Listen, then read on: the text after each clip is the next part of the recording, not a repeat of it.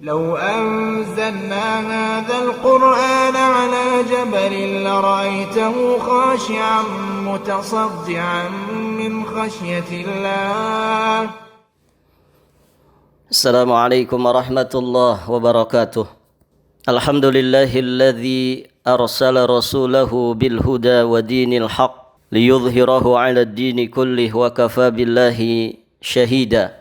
أشهد أن لا إله إلا الله وحده ربي لا شريك له وأشهد أن محمدا عبده ورسوله الذي لا نبي بعده. أما بعد، إخوتي في الدين وأخوات في الله، أعزائي وأحبائي rahimani wa rahimakumullah.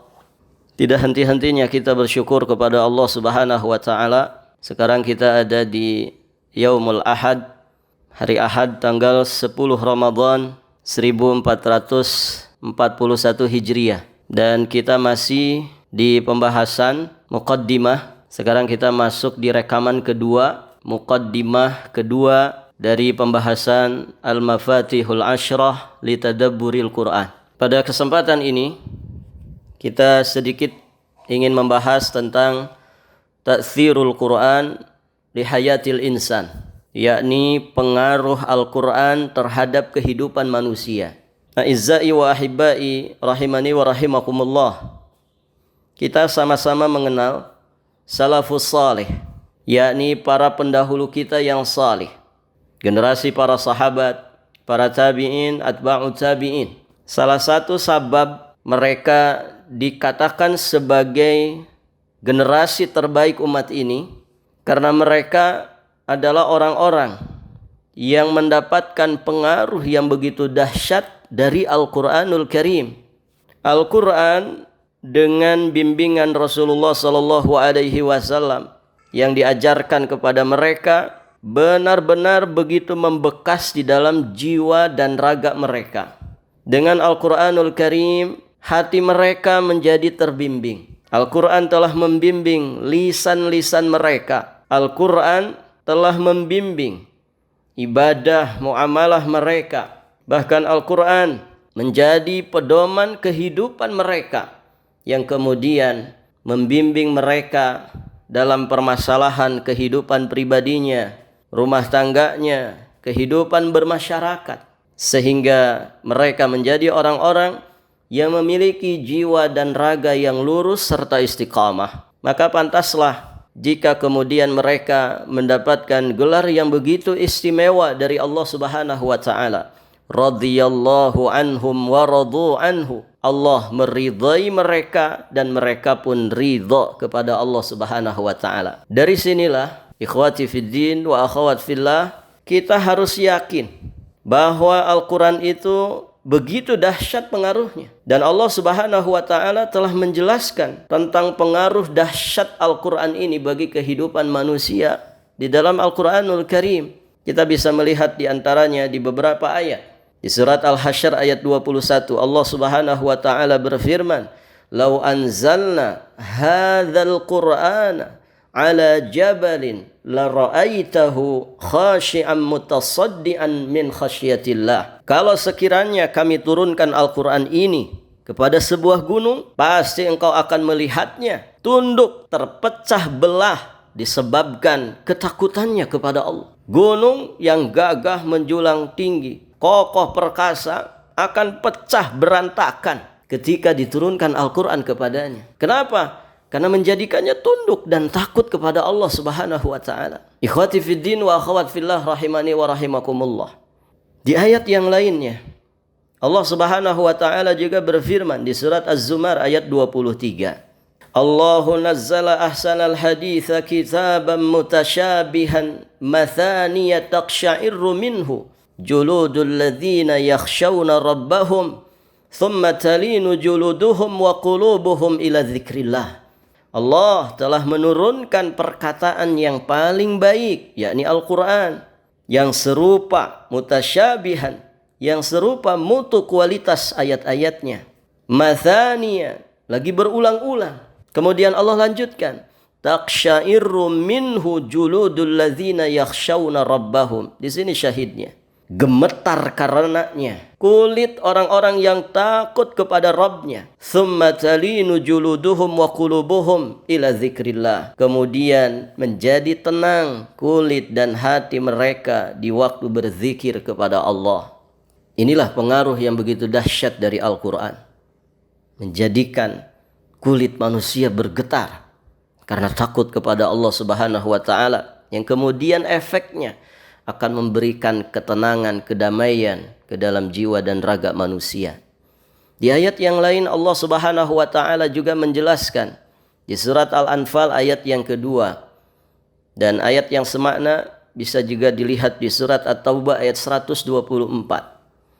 Allah berfirman, "Innamal mu'minun alladzina idza dzukirallah wajilat qulubuhum wa idza tuliyat alaihim ayatuhu zadathum imana." Sesungguhnya orang-orang beriman adalah mereka yang apabila disebutkan nama Allah, gemetarlah hati mereka. Apabila dibacakan ayat-ayatnya, zadathum imana, bertambahlah iman mereka. Di dalam ayat yang mulia ini Allah menegaskan salah satu pengaruh dahsyat dari Al-Quran, ziyadatul iman, bisa menambah iman-iman kita. Pertanyaannya, apakah pengaruh Al-Quran tersebut benar-benar kita dapatkan? Ini pertanyaan yang harus dijawab.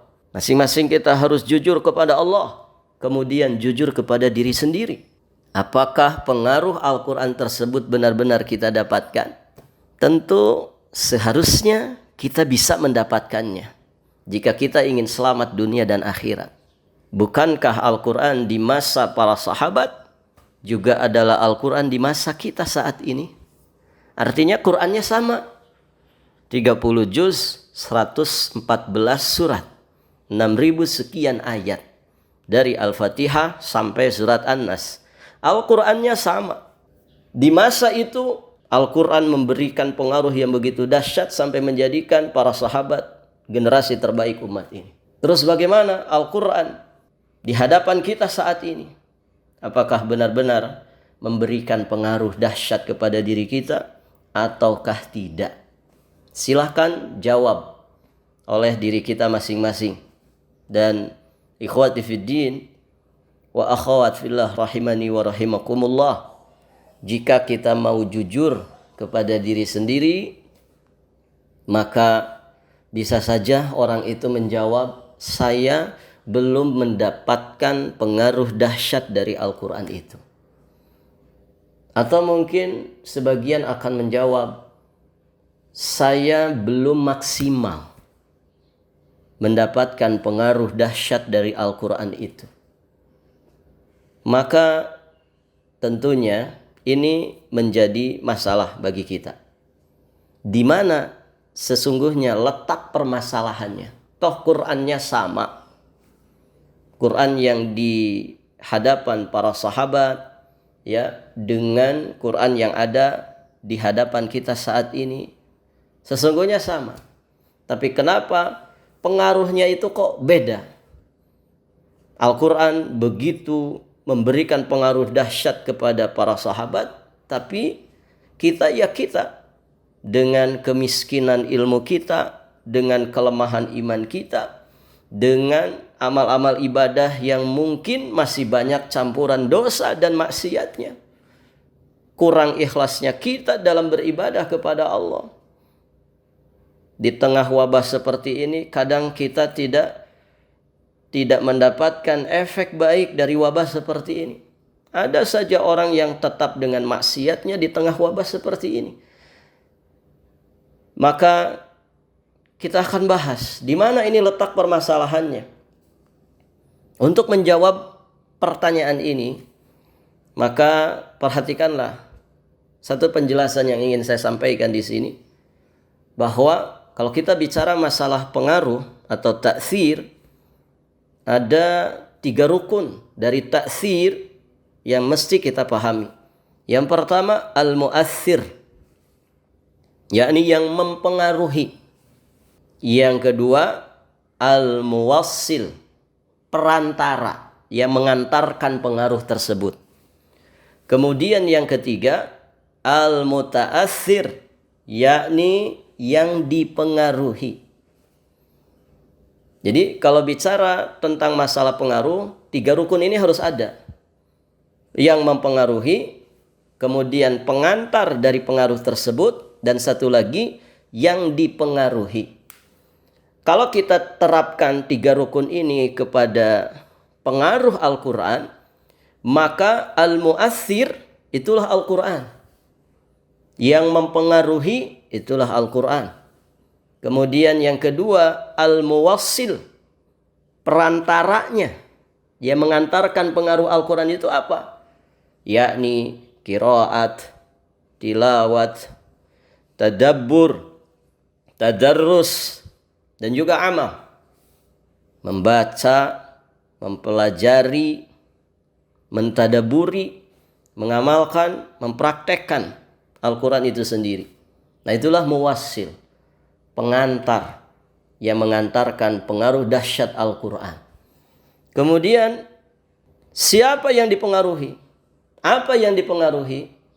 Al-muta'athirnya adalah qalbu kita, hati kita ini, hati manusia.